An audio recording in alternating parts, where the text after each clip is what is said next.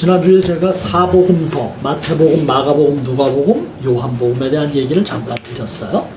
앞에 세 개의 책, 마태, 마가, 누가복음과 뒤에 나오는 네 번째 책, 요한복음은 약간의 차이가 있다. 아니, 굉장히 큰 내용적 차이가 있다라는 얘기를 잠깐 드린 적이 있어요. 앞에 세 책을 공관복음이라고 부른다고 얘기했어요. 이 공관복음, 마태, 마가, 누가복음 세 곳에는요, 독자적으로 소개한 내용들도 덜어 있지만 대부분은 겹치는 내용들이 많아요. 예컨대 예수님의 탄생 이야기, 혹은 예수님의 제자들을 부르시는 장면, 그리고 제자들을 양육하기 위해서 뭔가 가르치시는 말씀들, 혹은 많은 사람들과 만나면서 말씀을 가르치거나, 혹은 병든 자를 고치는, 혹은 뭐 떡을 먹이는 다양한 기적 이야기들은 이 세 권의 책에 겹쳐서 많이 소개가 되고 있어요. 그런데 요한복음은 조금 독특해요. 요한복음에는 이렇게 겹치는 이야기가 많지 않아요. 오히려 요한복음에만 소개되는 그런 내용들이 굉장히 많아요. 예를 들면 1장부터 요한복음 21장까지 거의 모든 장에서 요한복음에만 들어있는 내용들을 소개하고 있는데요. 대표적인 몇 가지만 제가 예를 들자면, 요한복음 2장에 가면 예수님이 물로 뭘 만들었을까? 진이나 물로 포도주를 만든 사건 알아? 물이 변하여 포도주 됐네, 이런 노래 안 불렀나? 네, 알았죠? 물이 변하여 포도주 됐네, 예수님 하는 거 있잖아. 그게 바로 요한복음 2장에 나오는 이야기야. 어? 항아리에 든 물을 연회장에 갖다 풀어라. 그랬더니 종들이 그 항아리를 가지고 가서 물인 줄 알고 가져가서 펐는데 나오는 게 뭐였다고? 포도주였다. 포도주랑 물이 색깔이 같아 틀려. 완전히 다르지, 그지? 맛이 같아 틀려. 완전히 다르지. 물은 마셔도 맨정신이지만 포도주는 마시면 마실수록 맛이 가지. 그런 사건. 그런데요, 2장에서는 물이 변하여 포도주가 되는 이야기를 하셨는데 3장에 딱 가면 누굴 만나냐면 니고데모라고 하는 관직의 높은 사람을 예수님이 만나는 이야기가 나와요. 니고데모로 하여금 네 인생이 지금처럼 살면 안 된다. 뭐 제가 율법 지키고 어쩌고 잘난 척 했는데 그 아니다. 그렇게 살면 안 되고 변해야 된다. 성령의 능력으로 바뀌어야 된다라고 말씀하시는 이야기. 4장 가면 또 재밌는 얘기 나와요. 사마리아의 수가성 여인과 예수님이 만나는 사건. 제가 설교도 한번 했으니까 길게는 이야기하지 않을래요. 부끄러움이 많고 허물이 많은 여인이었는데 예수님과의 만남을 통해서 눈이 확 떠지면서 예수님이 그리스도임을 고백했던 여인의 이야기. 이런 게 척척척척 나와. 6장 가면 예수님이 나는 생명의 떡이다 라고 말씀하시는데 생명의 떡이라는 이야기는 요한복음에만 나오는 이야기예요.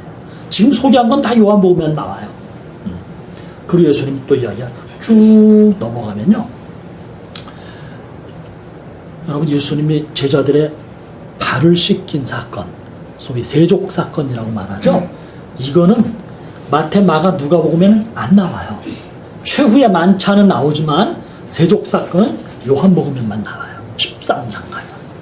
15장 가면 나는 포도나무여 너희는 가지니 라고 하는 소위 유명한 포도나무 가지의 비유도 요한복음에만 나와요. 17장 가면 예수님이 십자가에 달려 죽기 직전에 사랑하는 제자들을 놓고 중보의 기도를 드리는 대제사장의 기도라고 알려져는 이 17장 기도도 요한복음에만 나오는 내용들이에요. 이 요한복음에는 독특한 예수님의 말씀 혹은 딴 데서는 볼 수 없는 사건들이 굉장히 많이 나와요. 실로암 목가에 가서 내 눈을 진흙을 씻어라, 그러면 눈이 떠질 것이다 라고 하는 소경의 이적 사건도 요한복음에만 나와요. 다양한 이야기들이 이 요한복음에만 나온다고요. 그런데 그 중에서 가장 독특하게 소개되고 있는 내용은 무엇이에요? 요한복음 1장 이야기예요. 오늘 본문이 포함되어 있는 요한복음 1장 1절에서 18절까지의 말씀, 이 요한복음을 여는 서문이라고들 흔히 주석학자들은 이야기하는데요. 저는 이것이 요한복음을 여는 서문이라기보다는 요한복음의 본론에 해당하는 이야기, 동시에 요한복음이 결론에 해당하는 이야기. 저 같은 경우는 조금 더 나아가서 복음서 전체의 핵심, 압축적인 이야기를 요한복음 1장 1절에서 18절에 담고 있다, 이렇게 저는 생각을 해요. 제가 초등학교를 시골서 다녔는데요. 집에서 학교를 가려면 철길을 지나가야 돼요. 이 철길은 대개 시골은 둑을 쌓아가지고 철로를 깔았어요. 철뚝길이라고 우리는 부르는데 그걸 넘어서 가요. 근데 그걸 넘어서 이렇게 딱 가는 도중에 뭐가 있냐면 하늘선 따지 거물현 누르황. 뭔지 아니 이거? 뭔지 알아? 뭐야 이게? 서당에서 천자문 하는 거죠. 지금 지민이가 천자문이라고 얘기했어요. 하얀 옷을 입고요, 머리는 대충 길고요, 그런 사람들이 이렇게 대청마루 같은 데 앉아가지고 고개를 계속 상체로 움직이면서 그러는 거예요. 갈 때도 그게 보이고 올 때도 그게 보이는 거예요. 저게 뭔가 싶어서 우리 아버지한테 한번 물어봤어요. 아버지가 그게 서당이란다, 그게 옛날식 교육이란다, 유교 교육이고 아주 중요한 교육 방법인데 나도 너를 거기 보내고 싶다만, 우리 아버지 표현에 내 엄마가 반대해서 못 보냈다, 이런 얘기를 해요. 서당은요, 그 초등학교 과정부터 중등과정, 고등과정 다 있어요, 실제로. 거기서 가르치는 거 가장 기본은 천자문을 가르치는 거죠. 그 다음에 사자소학, 명심보감, 동몽선습, 이런 것들을 아이들을 위해서 이렇게 개량된 것들을 가르치는 거죠. 근데 제가 우리 아버지한테 물어봤던 건 뭐였냐면, 왜 그냥 보면 되지? 머리를 계속 이러면서 이걸 갈 때도 들리던 얘기, 올 때도 들리고 왜 이러냐 이거죠. 그때 우리 아버지가 여러 가지 얘기를 해줬던 기억이 나는데요. 잊혀지지 않는 한문 구절이 하나 있어요. 독서 백편의자현이라고 하는 이 한문자를 저한테 써서 소개해요. 제가 오늘 사실 그렇게 써서 이게 좀 태블릿으로 여러분들이 보여줬으면 하는데 준비가 안 됐어요. 중국 후한만에 동우라는 사람이 있었는데요. 이 사람이 아주 어려운 조건을 이기고 장원급제가 됐어요. 그래가지고 헌제, 이 후한의 임금이었는데 헌제와 함께 글을 읽는 맞상대, 훈장지라고 보는 게 더 맞겠죠. 임금님의 선생님이 된 거예요. 그러니까 굉장한 자리에 올라간 거죠. 그래서 수많은 사람들이 이 동우에게 우리에게도 좀 글을 가르쳐 주시면 좋겠습니다, 이런 부탁들을 수없이 했어요. 그런데 이 사람이요, 글 가르쳐 주는 걸 별로 좋아하지 않는 거예요. 사람들이 막 삐지고 그러는 거예요. 그런데 이 동우라는 사람이 한 얘기가 바로 이 얘기예요. 독서 백편의자현. 이건 무슨 얘기인가 하면, 독서가 뭐니? 책 읽는 게 독서지. 미안해 지민아, 자꾸 너한테만 집중적으로 질문해서. 독서는 책을 읽는 게 독서예요.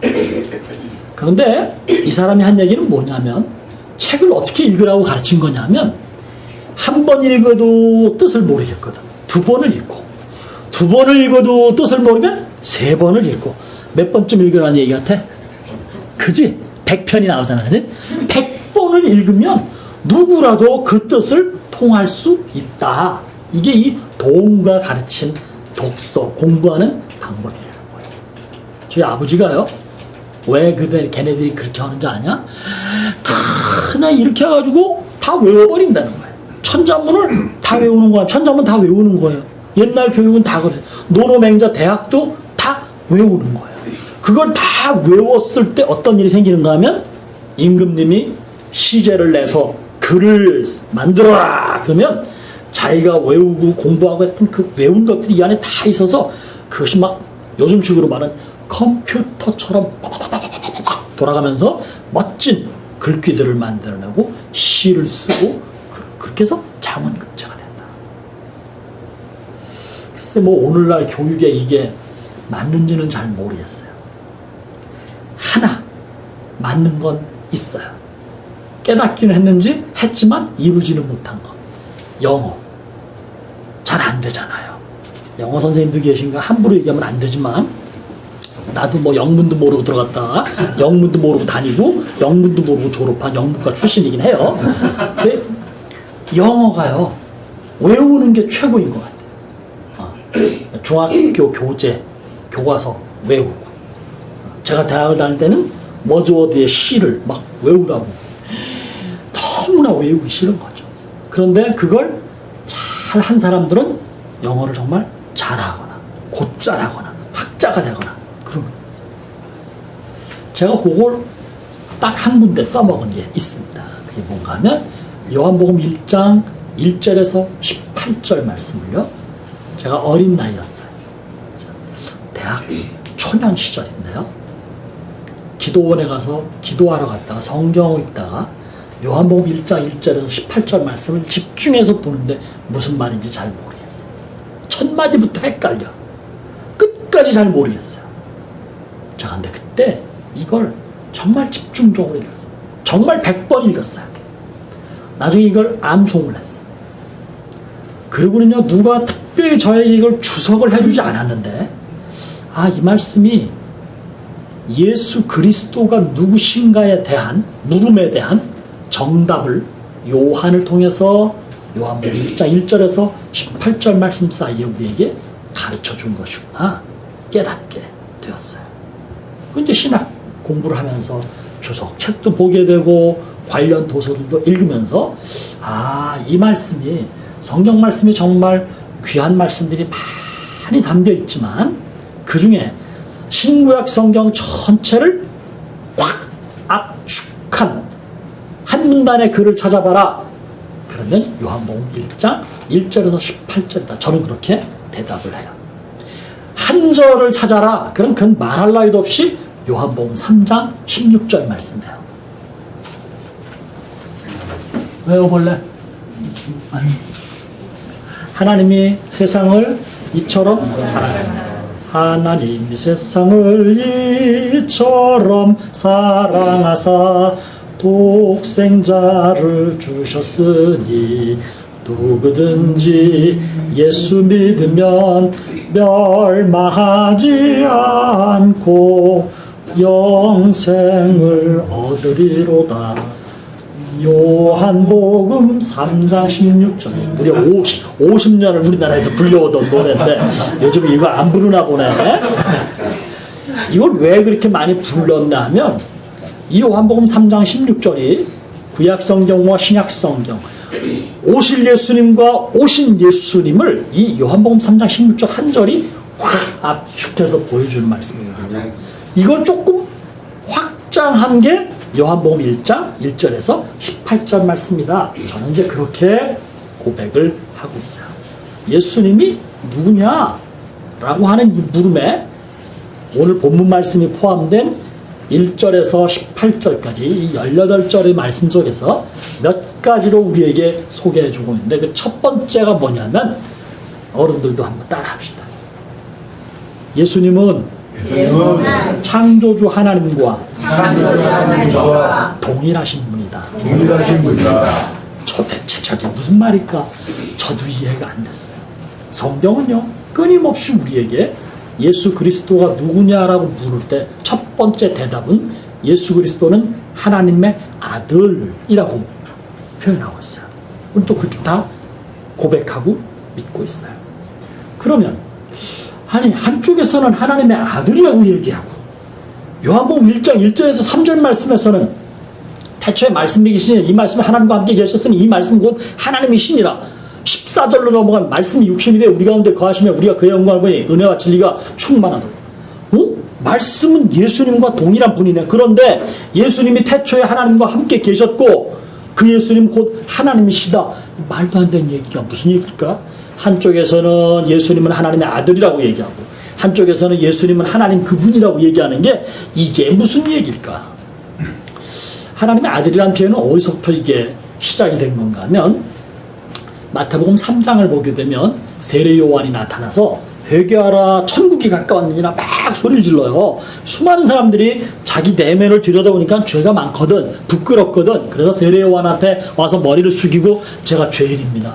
제가 이런 죄를 지었습니다. 용서받을 수 있을까요? 그럼 용서받을 수 있지. 이 용서를 받는다는 상징적 의미로 너는 나와 함께 요단강에 가서 몸을 씻어야 된다. 요단강에 가서 물속에 확 쳐박았다가 꺼내. 이러면서 죄 용서를 받았노라. 이게 뭐죠? 이게 세례예요. 이게 세례. 우리 침례교를 오랫동안 태어나면서부터 다니셨던 두 어른은 침례교는 진짜로 우리 장로교의 약식 세례가 아니라 침례교는 진짜로 물속에 확 좋은 말로 잠그는 거고요. 제식으로 하면 확 쳐박는 거예요. 왜 확 쳐박어? 이 죄덩어리거든. 그러니까 그냥 죽어. 그리고 수장시키는 거예요. 죄를. 물이 없는 사막에서는 세례를 어떻게 받는지 아십니까? 예, 모래 구덩이에 들어갑니다. 그러니까 죽인다는 의미예요. 죄덩어리를 죽이고 다시 일으킨다는 거예요. 다시 살린다는 거죠. 그렇게 해서 세례 요한이 세례를 베풀었거든요. 근데 그 많은 세례를 받으려는 행렬 뒤쪽에 누가 계셨을까? 예수님이 계셨던 거예요. 예수님이 세례 요한과 만났어요. 내게도 세례를 베풀어 주시게. 아니 당신을 내가 어떻게 당신께 세례를 베풀 수 있습니까? 요한은 알고 있었거든요. 이분이 누구신지를. 그랬더니 예수님이 내게도 세례를 주시오. 그래서 요한이 뒤늦게 깨달음이 있어서 참 불편한 마음이지만 예수님에게 세례를 베풀었어요. 여러분에게 물어봅니다. 세례는 누가 받는 거죠? 죄가 있는 사람이. 죄 씻음을 위해서. 예수님은 세례를 받을 이유가 있어요? 없어요? 전혀 없죠. 죄가 없으신 분이니까. 그럼에도 불구하고 예수님은 세례를 받으셨어요. 왜 그러셨을까요? 기독교의 신앙 고백 가운데 아주 중요한 고백이 하나 있어요. 미안하지만 이것도 한번 따라해 보겠습니다. 예수님은 완전한 신인 동시에 완전한 인간이십니다. 예수님은 하나님이신 동시에 인간의 몸으로 오셨는데 껍데기만 사람의 몸을 입으신 것이 아니라 그분의 성정, 성품과 기질과 성격과 인격 이 모든 것이 사람이다라는 얘기예요. 대신에 저처럼 저기 부실한 게 많은 그런 존재가 아니라 완벽한 성품을 가지셨지만 어쨌든 인간이라는 얘기예요. 동일한 인간이라. 그래서 예수님이 당신도 우리와 똑같은 저렇게 죄지어서 죄 용서를 받기 위해 요단강에 세례 요한을 찾아온 저 사람과 똑같은 인간이심을 그 세례 사건을 통해서 우리에게 보여주신 것이에요. 사람의 몸으로 세상에 오신 예수님이란 뜻이죠. 내면에 정말 죄가 없지만 그럼에도 불구하고 예수님은 죄지 어느 하나 예외 없이 죄가 있는 인간과 똑같은 상황에 사셨음을 그렇게 우리에게 보여주신 거죠. 문제는 그 다음번 이야기예요. 이 마태복음 3장 11절 이하에 예수님이 세례받는 장면의 마지막 부분 16절 17절에 이런 말씀이 있어요. 찾아보실래요? 마태복음 3장 16절 17절 같이 읽어봅니다. 시작. 예수께서 세례를 받으시고 물에서 올라오셨을 하늘이 열리고 하나님의 성령이 그들을 같이 내려 자기 위에 임하심을 보시더니 하늘로부터 소리가 있어 말씀하시되 이는 내 사랑하는 아들이요 내 기뻐하는 자라. 거기서 하나님께서 이는 내 사랑하는 아들이다 라고 말씀을 하셨어요.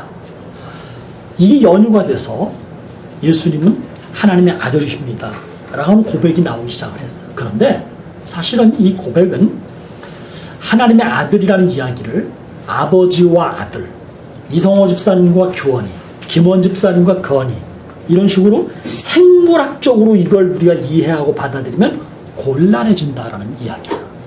이 말씀의 본래의 뜻은 뭐냐면 하나님의 아들이라는 얘기는 하나님 그 자체라는 해석이 꼭 필요한 이야기예요. 생물학적으로 예수님이 하나님을 향해서 기도 드릴 때도 하늘의 아버지시오, 아버지 하나님이시오 이렇게 부르시기도 했어요.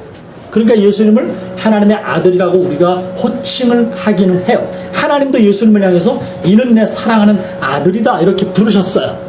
그러나 예수님과 하나님 사이를 인간의 혹은 세상의 생물학적 체계로 아버지와 아들의 그런 피를 잇는 대를 잇는 그런 식으로 해석을 하면 곤란해진다는 이야기죠.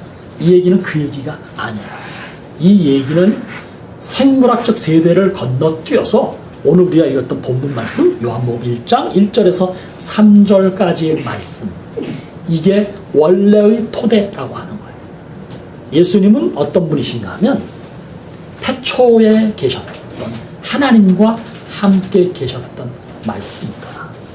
창세기를 읽어보면요, 하나님이 천지를 창조하셔요. 1장에 보면 맨 먼저 뭘 지으셨죠? 규원아, 하나님이 제일 먼저 만드신 게 뭐라고 나오는 거 아니야? 몰라, 괜찮아. 빛이 있으라 해서 빛을 창조하셨어요. 빛에 대한 얘기 이제 다음 주에 할 거고요. 그런데 그때 하나님이 빛을 만드시기 위해서 야 번개 생기고 너네 천둥 한번 치고 이렇게 하시지 않고요. 그냥 빛이 있으라 하시니까 뒤죽박죽 엉망이었던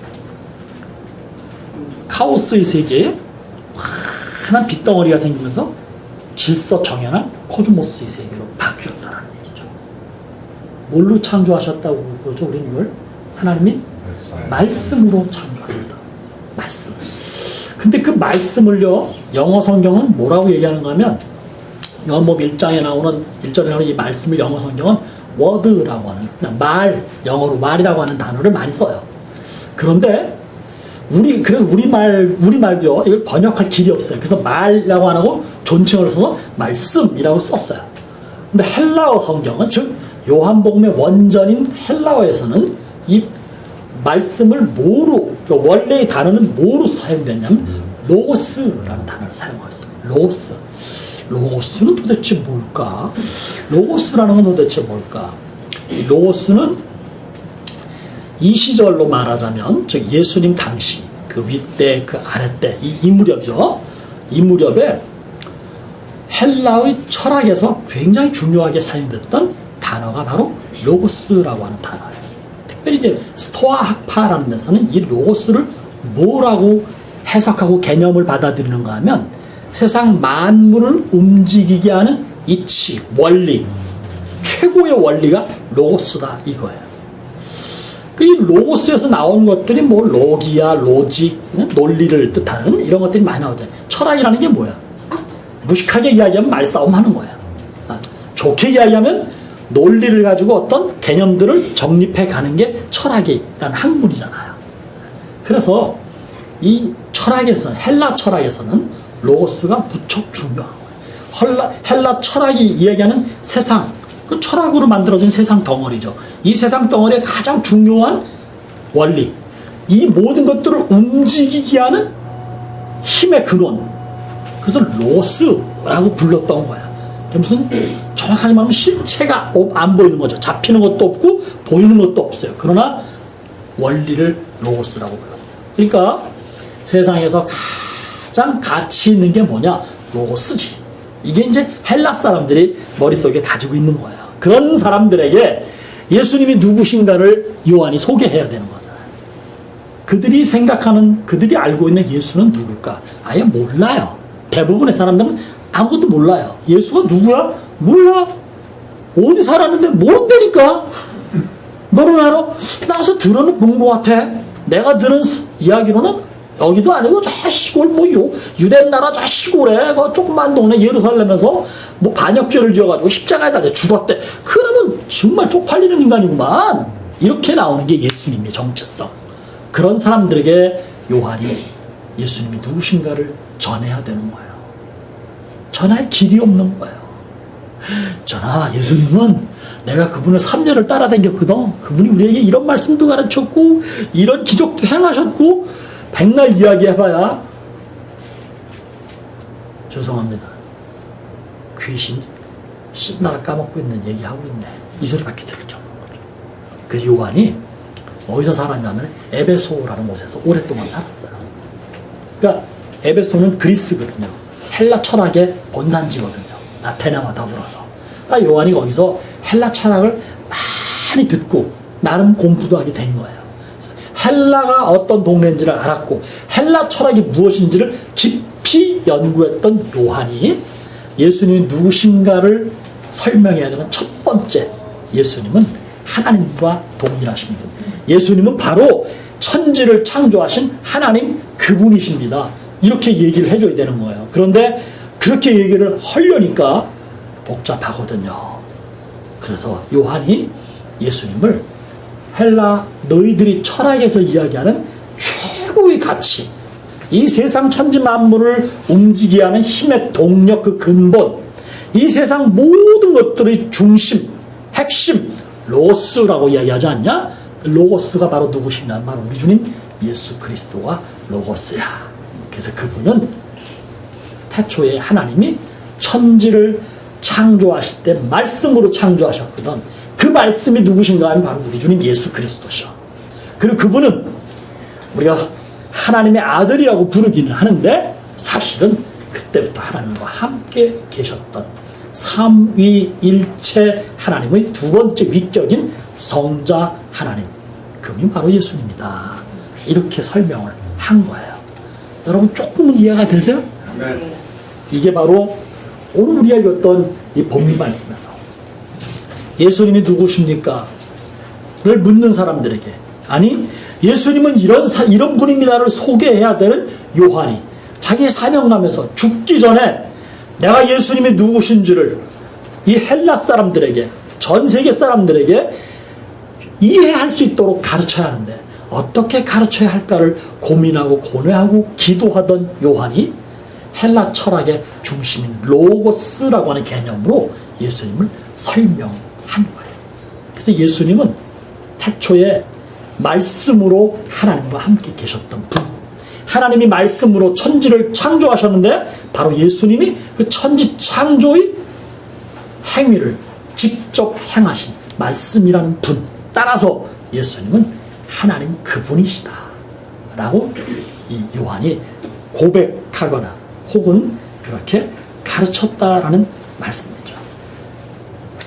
이 헬라 사람들이 예수님에 대해서 전혀 모르고 있었고 안다 하더라도 자기들과는 전혀 관계없는 인물이며 혹시 입에 올린다고 하더라도 입에 올리기도 부끄러운 십자가형에 죽었던 정말 창피한 인물 정도로만 알고 있거나 아예 모르고 있는 사람들에게 창조주 하나님과 더불어 죄 많은 인간을 구원하기 위해 이 땅에 오신 구원의 주 예수 그리스도, 이분을 요한은 소개하는데 그 첫 번째로 이분은 세상을 있게 만드신 창조의 주 하나님, 바로 그분이 이분이다 라고 선언을 하게 된 것이죠.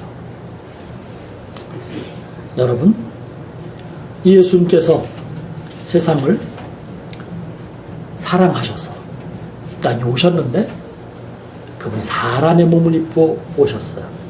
앞서도 말씀을 드렸지만 세례 요한에게 세례를 받으셨어요.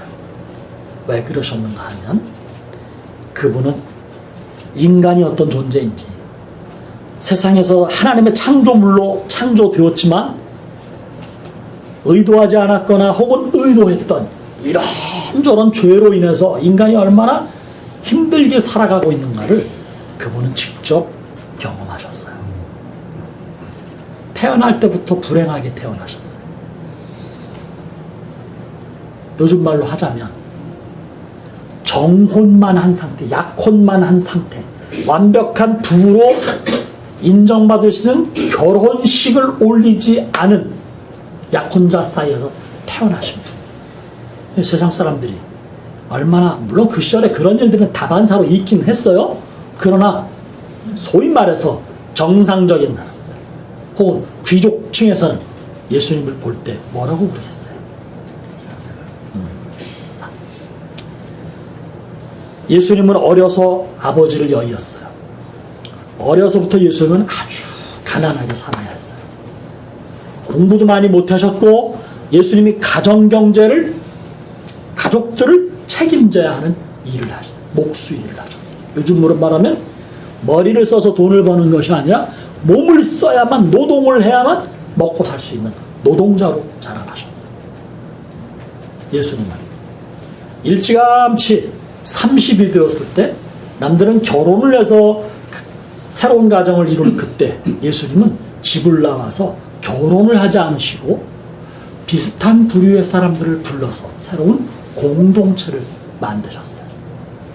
못 배운 사람들도 있고 가난한 사람들도 있고 배운 사람도 있고 나름 가진 사람들도 있지만 이들 모두를 통합해서 예수 공동체를 만들어서 사셨던 분이에요. 그러니까 그분은 그런 33년의 삶을 통해서 인간이 무엇인가를 깊이 경험하신 분이죠. 죄가 인간을 얼마나 힘들게 하는가, 특별히 율법이라고 하는 체계 속에서 인간이 얼마나 부자유스럽고 힘겹게 살아가는가를 몸소 아셨던 분. 인간을 이 죄로부터 구속해야 하는데 이 구속을 위해서는 내가 어떤 행동을 해야 하는, 어떤 사명을 감당해야 하는가를 잘 아셨던 분. 그래서 예수님이 하나님이 사람의 몸을 입고 이 땅에 오셔서 죄 용서를 위해서는 짐승 하나를 대신 죽이고 제사를 드려야만 죄가 용서되어지는 구약의 율법 체계를 깨뜨리기 위해서 제사를 받으시던 하나님이 친히 제물이 되심으로 모든 인류의 죄를 한 번에 대속해버리는 십자가 사역을 감당하신 분이죠. 바로 성자 예수 그리스도. 그런데 그분이 본래 위치는 하나님과 동일한 분이셨다라는 것을 요한복음 1장 1절에서 3절 말씀이 가르쳐주고 있는 것이죠. 사랑하는 성도 여러분, 하나님은 저 하늘 높은 곳 어딘가에, 저 너머의 어딘가에 계시는 큰 분이다. 그렇게만 사람들은 생각하고 있었어요. 그런데 그 하나님이 지금 이곳에 죄로 얼룩진 세상 속에 죄로 인해서 너무나 힘겨운 인간의 삶 가운데 그분이 우리와 똑같은 모습으로 오셨다는 거죠. 이것만으로도 우리는 감당할 수 없는 정말 커다란 감격과 감복해야 되는 내용입니다. 그분이 나를 대신해서 법정에서 망신당하시고 내 죄값을 지기 위해 십자가에서 처참하게 죽으셨다는 이야기. 세상에 이거보다 더 큰 사랑이 어디 있으며 이거보다 더 깊은 은혜가 어디 있습니까? 그분이 바로 예수 그리스도시고 그분은 하나님과 함께 계셨던 창조의 주체자이시며 그 저 너머 그 하늘 높은 곳을 건너뛰셔서 우리에게 오셔서 우리와 함께 사셨다는 예수 그리스도. 성경은 이렇게 우리를 향해서 무한한 사랑을, 무한한 은혜를 구체적으로 주시는 예수님의 이야기입니다. 그 예수님은 우리를 이렇게 사랑하신 분입니다. 오늘도 그분의 한없는 사랑과 은혜를 우리 몸과 삶으로 경험하는 것, 이것보다 더 큰 복이 없습니다. 그래서 우리 그분을 찬송해야 하고 그분 앞에 엎드려 경배해야 되는 이유가 되는 것이죠. 예배를 통해서 혹은 예배드리는 이 자세로 세상을 살면서 더 큰 우리 주님 예수 그리스도의 은혜와 사랑을 체험하는 여러분의 한 주간이 되시기를 주님의 이름으로 축복합니다. 아멘. 하나님 감사합니다. 말로는 표현할 길이 없고 우리의 어떤 행동과 행위로도 갚을 수 없는 우리 주님의 사랑과 큰 은혜를 잠시 생각 속에 나누었습니다. 부족하고 불민한 종의 재주로는 우리 주님 예수 그리스도를 더 자세하고 더 깊이 있게 소개해 줄 수 없음이 안타깝기만 합니다. 그러나 하나님의 말씀을 한 번 읽고 두 번 읽고 한 번 생각하고 두 번 생각하면서 우리 나무 가족들이 예수님을 더 많이 알아갈 수 있도록 지혜를 주시옵소서. 예수님의 이름으로 기도드립니다. 아멘.